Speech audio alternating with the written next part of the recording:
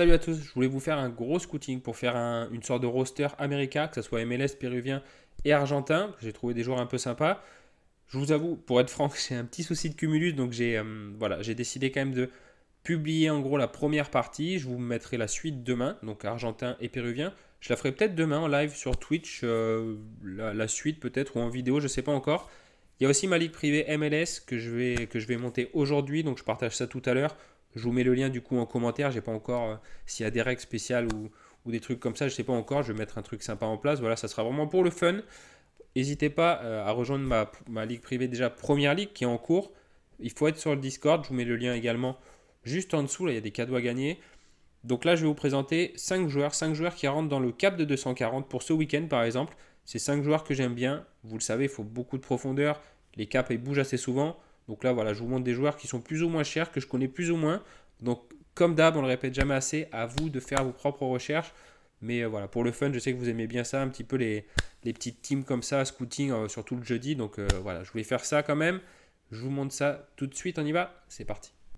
Et le premier, c'est le vétéran. Alors voilà, c'est des joueurs que vous allez connaître la plupart du temps. J'ai pas envie de prendre des joueurs éclatés. C'est des joueurs vraiment que moi j'aime bien, que je pourrais prendre. Je pourrais le prendre en rare, en limited aussi. C'est vrai que je ne l'ai pas. Je vais plus vers les gardiens argentins, vous connaissez.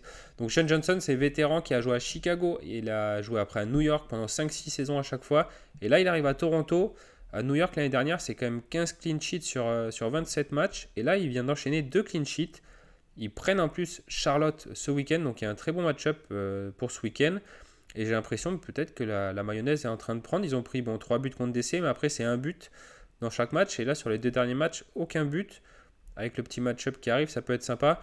Je vous en ai déjà parlé, donc je vais passer rapide dessus. Mais pour faire un petit combo en cap 240, je trouve ça cool de mettre Matt et Jess. Après, voilà, je ne vais pas revenir dessus, mais son cap 49, c'est assez cool. Là, Sean Johnson, son cap, c'est de 48 en plus. Donc voilà, assez sympa. Il coche un peu toutes les cases. Il y a juste le prix qui est un peu haut, je suis d'accord, mais c'est vraiment titulaire indiscutable, il n'y aura aucun souci. C'est un joueur qui est important pour Toronto, qui est arrivé, qui d'après ce qu'on voit là, commence à bien faire le taf. Et donc j'attends de voir un petit peu si c'est plus régulier comme ça, mais j'ai l'impression que c'est en train de prendre. Donc je le trouve intéressant. Pour commencer, Shane Johnson de Toronto, du coup le vétéran remplaçant de l'équipe des États-Unis en plus. Et le deuxième, c'est un joueur que j'ai acheté la semaine dernière, c'est Henry Kessler. J'étais pas grand fan de base, mais là, il faut avouer qu'ils font un très très bon début d'année. New England, ils sont premiers de leur conférence. C'est 4 victoires en 5 matchs, donc c'est quand même assez cool. On voit ses scores, lui, c'est très très cool. Alors là, en plus, en défense, je vais vous montrer vite fait ses collègues. Je suis curieux de voir parce que Kessler, normalement, joue central gauche, il me semble, et du coup, Farrell joue central droit. Farrell, il est revenu de blessure. Alors, il était dans le groupe au dernier match, il n'a pas joué. C'est Romney qui a pris la place. Donc, je pense que Kessler va se décaler à gauche et Farrell va revenir à droite. C'est un homme important, Farrell. Donc, c'est à surveiller parce que, en plus, Farrell, vous allez voir, je crois qu'il coûte vraiment des cacahuètes. Donc, c'est pour ça à surveiller. Je ne suis pas dans la tête du coach, mais voilà, il coûte 1 euro. Donc, ça peut être défenseur central titulaire. En plus, attendez, parce que Farrell, je vais vous montrer, je pense qu'il faisait des scores assez sympas avant. Donc, ouais, franchement, pour 1 euro, s'il revient sur un scoring comme ça, pour de la profondeur en cap de 240, ça peut être cool. Donc, voilà. Mais si je devais prendre un joueur, ça serait Kessler, Henry Kessler. Ils reçoivent en plus 2 fois New York, ça va pas forcément être simple. Montréal, ça sera un peu plus cool. Mais même contre des adversaires, quand même, Nashville, ça a été. Il y a juste à Los Angeles, ils en ont pris 4. Mais voilà. Et là, contre DC, ils en ont pris un. Il fait quand même son petit 65 de all-around. Donc, à voir. Mais en tout cas, il fait une très bonne début de saison. Moi, je l'ai acheté. C'est vrai qu'il va me servir. Et il sera titulaire pour moi indiscutable à New England. Donc, c'est Henry Kessler pour notre défenseur. Et le prochain, donc, c'est Pablo Ruiz, le milieu de Salt Lake, qui est pas cher en plus, je trouve, 0,004. Milieu de Salt Lake, qui vient de revenir uniquement au dernier match. Bon, il a fait en plus une erreur. Il a eu un problème de visa. Et là, tout est réglé depuis début mars, il me semble. Premier match qu'il fait, ils prennent 4-0 contre Saint-Louis, c'est compliqué. En plus, il fait une erreur amenant un but, mais il fait quand même 20 de all-around. Après, pour moi, c'est un joueur, il n'y aura pas de souci pour qu'il soit titulaire. On peut profiter de son cap qui est de 44. Je trouve que son cap est vachement intéressant par rapport à la qualité du joueur. C'est un U23 jusqu'en juillet, ça on va pas trop porter attention. Et c'est un joueur qui va à Columbus, qui reçoit Charlotte derrière, qui va à Dallas, donc c'est pas des match-up non plus trop compliqués. Donc moi je le trouve vraiment intéressant, surtout au niveau prix. Est-ce que s'il commence à scorer Est-ce que ça va pas augmenter? Aucune idée, voilà, comme d'hab, je vous dis pas de l'acheter. C'est un joueur quand même qui est assez talentueux, qui même peut tirer les corners, c'est un très bon passeur et qui a une grosse densité au milieu de terrain. Je vous mettrai peut-être la petite map SofaScore, mais voilà, c'est un joueur important de Real Salt Lake, donc pour moi, il n'y aura pas de souci pour qu'il soit titulaire. Et en plus, bon, si on en croit Sorar Data, ça annonce quand même des jolies petites perfs, en tout cas mieux que ce qu'il a fait dernièrement. Donc pour la cape de 140, je trouve qu'il rentre parfaitement dans le moule et il nous rattrape quelques points par rapport à Kessler. Donc voilà, je prends Pablo Ruiz en milieu pour notre cape de 140 de ce week-end. Et aussi un autre vite fait, Rick Williamson, je vous présente rapide, parce que voilà, notre milieu, ça ne sera pas Ruiz, mais j'aime bien aussi Williamson, je l'ai dans mon roster également. Et c'est un joueur voilà, qui, IRL, j'aime bien parce que c'est vrai qu'il crée quand même du jeu. Vous voyez qu'il est quand même, il apporte dans le jeu offensivement. Et il est très important, même au niveau défensif. Enfin, c'est un joueur voilà, qui fait beaucoup d'efforts, qui sera titulaire indiscutable. C'est vraiment le premier critère que je prends. Et donc voilà, j'en ai déjà parlé. Thibaut, je sais que Thibaut l'aime beaucoup aussi. Je vous invite à le regarder jouer, Portland, qui est une équipe qui a un début de saison pas fou du tout même, mais qui est sinon une bonne équipe. Après, il y a pas mal de blessés au milieu entre Yimichara et Vander, mais moi, voilà, je le trouve intéressant à regarder et je vous en montre un autre. Après, c'est vrai que je connais pas trop, je regarde pas trop Houston, Columbus non plus, où il était l'année dernière, c'est Arthur. Donc, je vous invite à faire vraiment vos propres recherches sur lui s'il vous intéresse, parce que voilà, c'est pas un joueur que je connais énormément, mais je trouve quand même vachement intéressant. À Columbus, il a été un peu blessé. C'était pas fou au niveau du scoring, mais là, quand je vois son scoring pour le début de saison, il a joué milieu défensif au premier match, il fait quand même 63, et derrière, c'est 15, 25 et 15 de all-around, donc c'est assez cool pour son cap de 44. Donc voilà, creusez sur lui si ça vous intéresse. Je vous montre des profils, moi, mais comme quoi, il y en a des intéressants, quoi.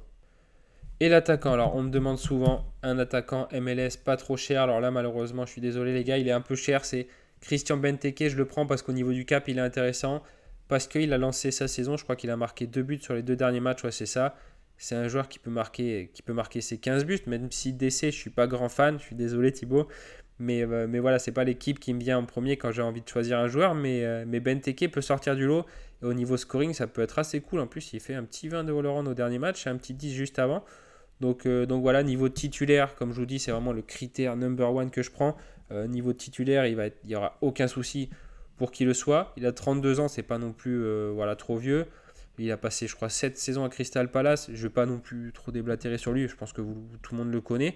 Mais en attaquant, avec un cap assez faible, qui peut scorer, qui sera titulaire pour donc, ce week-end, moi je vais prendre Christian Benteke, il me plaît.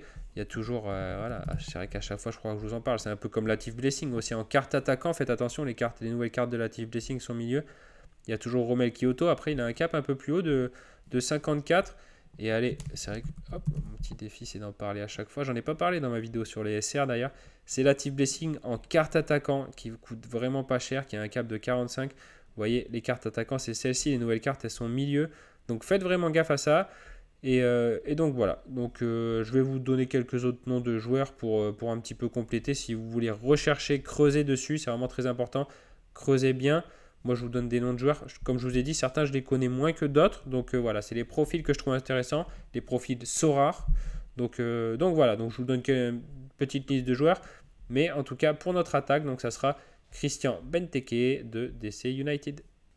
Et le dernier, alors il me restait 49 de L15. Donc voilà, j'ai fait en fonction. J'ai pas mal hésité, mais j'ai choisi Zach McGraw qui est titulaire cette année avec Portland. Je crois que l'année dernière, c'était un peu dans la rotation. Ouais, voilà, il était en rotation, banquette, rotation, banquette. Là, cette année, c'est un peu plus compliqué. En défense, il y a Zuparic, Mabiala, mais Zach McGraw a l'air d'avoir pris une place de titu. C'est à suivre, je vous le répète. Mais moi, j'aime bien. Et c'est vrai que pour le prix, il est à 0,0025. On ne prend pas trop de risques, en gros. Pour avoir un joueur comme ça dans sa profondeur, c'est cool. Donc, cap de 48, ça rentre facile. Il joue contre Dallas, contre Whitecaps. Contre les Sounders et Cincinnati, ça risque d'être plus compliqué. Saint-Louis après. Mais les deux prochains match-ups, ça peut aller, même si c'est à l'extérieur. Donc c'est un joueur voilà, que je trouve intéressant, qui est au club depuis 2021. Et comme je vous dis, voilà, Zuparic, Mabiala en défense, ils n'ont vraiment pas grand-chose. Donc lui, c'est un des premiers cochers, j'ai l'impression, sur la feuille de match. Il souffre un petit peu Portland dans ce début de saison, comme je vous ai montré avec Williamson. C'est beaucoup de défaites, c'est un nul quoi, un nul et une victoire, et sinon c'est 3 défaites, 3 grosses défaites en plus. Donc ils ont beaucoup d'absents au milieu, donc est-ce que ça va un peu se réguler au fur et à mesure? Aucune idée, mais en tout cas voilà, il coûte même 47 d'après Sorar Data. Donc dans une cape de 140, je le trouve assez cool. Voilà, pour le match à Dallas pour cette semaine, j'ai choisi donc Zach McGraw en extra, même si la défense en MLS, c'est pas forcément vers qui j'aurais été. Là, pour son cap, j'ai trouvé intéressant pour le mettre ce week-end. Et donc, alors on en a parlé la dernière fois sur un live. C'est vrai que moi, je le connais pas trop. C'est le latéral droit, il me semble. Latéral gauche, pardon. De Austin Zankolmanic pour 5 balles, 0-0-0-3-1. Il fait un début de saison qui est plutôt pas mal. Il a joué même défenseur central, peut-être passer à la place d'Alex Ring parce qu'il y a Cascante qui est blessé en défense centrale. Il fait 63 en prenant un but quand même sans CS, donc ça aurait pu faire très mal avec le CS. Je ne sais pas s'il va continuer à jouer CB, mais voilà. Alors je voulais le mettre de base, enfin je me tâtais, mais quand j'ai vu le match à l'extérieur contre LAFC, je me suis dit on va éviter. Donc voilà, même si derrière c'est assez cool les 3 match-ups qui suivent, je le trouve intéressant pour la cap de 140. Il a 49 de L15. Donc à suivre, voilà, mais c'est pas des joueurs que je connais trop, donc à vous de vraiment vous renseigner si vous voulez creuser et l'acheter. Achetez pas voilà, sur un coup de tête au dernier moment, même avant les Game Week, c'est un peu le problème. Mais voilà, le profil était intéressant pour la cap de 140, je passe au suivant. Un que j'ai pris aussi parce qu'il coûtait vraiment pas cher, j'en avais besoin. Il a d'ailleurs marqué un but sur son dernier match, c'est Nkosi Tafari, je sais pas comment on le prononce. Voilà, il a marqué un but, passe D l'avant-dernier match. Ça fait des all-around plutôt cool en plus. Là, les 2 matchs où il fait des gros scores, c'est 22 all-around. 16 juste avant, bon là contre Kansas, voilà, il en a un peu gratté. Mais voilà, en tout cas, je le trouve assez intéressant. C'était pas forcément annoncé comme gros titulaire. Vous voyez, il était dans la rotation l'année dernière. Là, ça a l'air de rouler, donc c'est encore un joueur à suivre. Bon, en tout cas, je l'ai, donc je le suis, mais pour le prix, je le trouve intéressant. Et son cap, c'est 49, donc c'est cool aussi. Et le prochain, c'est un joueur que vous connaissez sûrement. C'est un joueur assez cher. C'est un jeune qui sera U23 jusqu'à l'été d'après. C'est Santiago Rodriguez qui, faut le regarder jouer pour voir que moi je le trouve vraiment talentueux, je le trouve vraiment sympa. Donc j'aurais pu choisir lui. Après, c'est vrai que niveau budget, on aurait un petit peu tout explosé. Mais voilà, il a fait un très bon match contre DC. Un but, une passe D. C'est vrai que Houston, je vous avoue que je ne l'ai pas vu. Je n'ai pas regardé le résumé. Et il était positionné en attaque. Donc à suivre. Mais c'est un joueur, vous voyez, quand on voit son L40, ça fait quand même assez mal. Donc voilà. Mais c'est un joueur que j'aime bien, que je découvre un petit peu cette année et que je vais continuer à suivre parce qu'il a l'air vraiment très talentueux. Et pour l'instant, son cap n'est pas énorme pour le talent qu'il a. Je trouve ça assez intéressant. Et le prochain, un joueur un peu dans le même cas qui fait un beau début de saison dans une belle équipe de Cincinnati, c'est Junior Moreno. C'est un joueur, il était arrivé quand à Cincinnati? Ouais, il était déjà la saison dernière. Je vais regarder vite fait. Ouais, il était arrivé de DC, voilà, novembre 2021. Donc il a fait la saison dernière déjà à Cincinnati. Et là, début de saison qui est quand même vraiment cool. C'est un joueur dans le roster qui peut dépanner suivant les match-ups qu'il a. Là, par exemple, quand il a un match-up comme Miami, ça peut être intéressant. Il coûte pas cher du tout. Je sais pas s'il joue pas un peu plus offensif cette saison. J'avais l'impression, mais en tout cas, voilà, je l'ai trouvé bon sur ce début de saison. Je le trouve intéressant. Donc pourquoi pas le prendre pour les caps. Par contre, faire super gaffe, c'est là où je vous dis de faire super gaffe et de faire vos recherches, c'est qu'il était en dehors de l'équipe, donc sans doute une petite blessure. À vérifier ce que c'est, mais voilà, encore un joueur intéressant pour les caps pour la saison. C'est pareil, c'est vrai que je vous ai parlé de Kamal Miller la dernière fois, mais il y a Joel Waterman qui est toujours là à Montréal. Même si Montréal, on le sait, c'est compliqué. Lui, c'est 2 balles, donc c'est quand même assez cool. Et début de saison pas fou. En plus, c'est international canadien, même s'il ne joue pas forcément à chaque fois. Même si je pense que non, il n'a même pas été à la Coupe du Monde. Donc voilà, on peut voir ses scores, ça peut être cool pour le prix. Pareil en profondeur, suivant les match-ups qu'il a. Voilà, quand on voit les match-ups qui arrivent, c'est plutôt pas mal. Pour le prix, voilà, comme je vous dis, je vais essayer de vous donner des idées de profil un peu cool. Donc Joel Waterman, je pense que ça en fait partie aussi. Et un joueur que je connais un peu moins bien, parce que je ne suis pas trop Minnesota, mais c'est vrai qu'on me demande beaucoup d'attaquants, c'est Long Guan, je ne sais pas si on prononce comme ça. C'est un joueur en plus qui est dans la même situation que Moreno, qui a raté le dernier match, donc à vous de vérifier, mais qui commençait plutôt bien la saison. En plus, il fait du all-around pour un attaquant. Alors, il est marqué right attacking midfielder. Je vous montre bien qu'il a des cartes attaquant, il n'y a pas de souci. Voilà, elles sont vraiment belles les nouvelles. Et c'est un joueur là qui coûtera pas cher. Donc à vous de checker, c'est U23 en plus, à vous de checker. Je connais pas trop sa situation, mais je trouvais le profil intéressant, le profil Sorar, comme je vous le dis à chaque fois. Intéressant, donc voilà, un de plus et on passe au suivant. Pareil, encore un titre indiscutable à Orlando. Je crois qu'il commence pas super bien l'année. Après un petit L15 de 46, ça c'est plutôt cool. Ouais, l'année est pas folle, début d'année pas folle, mais on peut voir qu'avant c'était quand même des scores plutôt sympas. C'est un peu un patron à Orlando. C'est le Viking, c'est le Suédois, donc il ne bougera pas. Je le trouvais plutôt cool pour le prix, encore 4 balles. Voilà, pour un joueur en profondeur, ça reste un défenseur. J'irai peut-être pas forcément sur lui en priorité, mais dans une profondeur cap 240, ça peut être intéressant. Donc voilà, on passe au suivant. Alors lui, il est cher, mais c'est vrai que j'aime beaucoup pour le voir jouer avec LAFC. C'est Kwado Poku. C'est un jeune, en plus il a 21 ans. Alors un coup il peut jouer à gauche, à droite, au milieu. Ça dépend, enfin à droite il y a surtout Vela, mais il peut jouer à gauche ou au centre. Ça dépend où Bouanga se situe, s'il y a des absents ou pas. Mais voilà, il avait fait un énorme premier match. C'est vrai qu'il y avait une hype. Tiens, pour le délire, on va aller voir la hype vite fait. Et il y avait une... Ouais, elle était là, la hype. Juste là. C'est redescendu un petit peu, c'est remonté. Ouais, ça fait des petites vagues. Mais voilà, c'est un joueur, faut le voir jouer aussi. C'est un jeune super intéressant qui pour moi va faire une très très belle année. Jeune en plus, U23. Donc bon, on paye un petit peu plus cher parce que U23, mais un joueur très intéressant que j'aime beaucoup et que je pense qu'à un moment ou un autre, je me le prendrai. C'est pareil, un joueur qui vaut pas son L15, c'est Julian Carranza de Philadelphie, l'attaquant, qui avait pris un rouge. Il a purgé, je crois, son match de suspension. Voilà. Donc il va revenir. Il a un L15 de 43. Alors il est cher parce que c'est quand même un des, j'allais pas dire un des top 3 attaquants, mais il est sans doute dans le top 10 attaquants de la MLS. En plus, il joue les midweek avec la CONCACAF. Donc ça peut être intéressant. Là, c'est vrai que on paye aussi un petit peu, je pense, le L15 qui est assez faible. Pour les caps 240, ça peut être très très intéressant. Après, voilà, ça a un prix, mais voilà, ça reste un attaquant titulaire à Philadelphie en plus, qui est une très bonne équipe, et en plus U23 quoi. Et allez, le dernier, parce que c'est vrai que je pourrais vous en donner plein. Lui, c'est vraiment une situation à surveiller parce que sa place de titulaire n'est pas du tout assurée. Et Charlotte, c'est pas un club voilà, que je suis non plus trop, mais il a enchaîné 2 titus sur les derniers matchs. Alors, il faut regarder s'il n'y avait pas.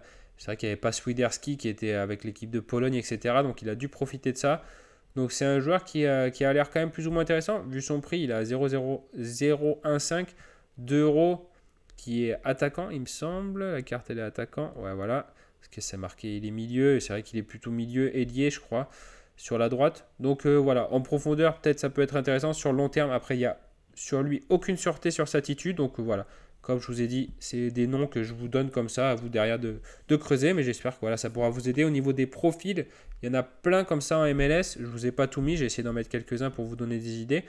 Voilà, j'espère que ça pourra vous aider. Je vous remercie d'avoir regardé cette vidéo. Voilà, j'espère que ça pourra vous donner des idées sur les profils. Je vous le répète, achetez pas bêtement ce que je vous propose. C'est des joueurs voilà, que je trouve plus ou moins intéressants, que je connais plus ou moins, comme je vous ai dit au début de la vidéo. Mais donc voilà, donc achetez pas bêtement parce que je vous les propose. Vraiment creusez de votre côté. Il y a peut-être certains oui, comme Kessler, moi j'ai déjà acheté, que je trouve solide au début d'année. Sean Johnson, c'est pareil, je trouve cool. Pablo Ruiz aussi peut être intéressant. Mais c'est à vous de creuser derrière pour vraiment être sûr de ce que vous faites avec votre argent. Donc voilà, je sors ma ligue privée en fin de journée. J'essaie de trouver une règle un peu marrante. Je ne sais pas trop sur quoi partir. Ça sera vraiment pour le fun. Et demain, on se retrouve sur Twitch aussi, demain matin. Je ne sais pas, vers 10h, 11h, je ne sais pas encore vers quelle heure. Mais voilà, n'hésitez pas à venir, à vous abonner. Je vous mets le lien de ma chaîne Twitch juste en dessous pour venir discuter. On peut faire du scouting si vous avez besoin de joueurs. Si vous avez un doute sur votre stratégie, si vous voulez parler du temps qu'il fait dehors, je m'en fous. Venez, on se fait plaisir. C'est un peu du freestyle. On ne fait pas de préparation de line-up dans mes lives. C'est vraiment du freestyle et qu'on parle de tout entre nous dans la bonne humeur. Donc j'espère vous retrouver demain. En attendant, je vous souhaite une bonne journée et je vous dis donc à demain. Salut.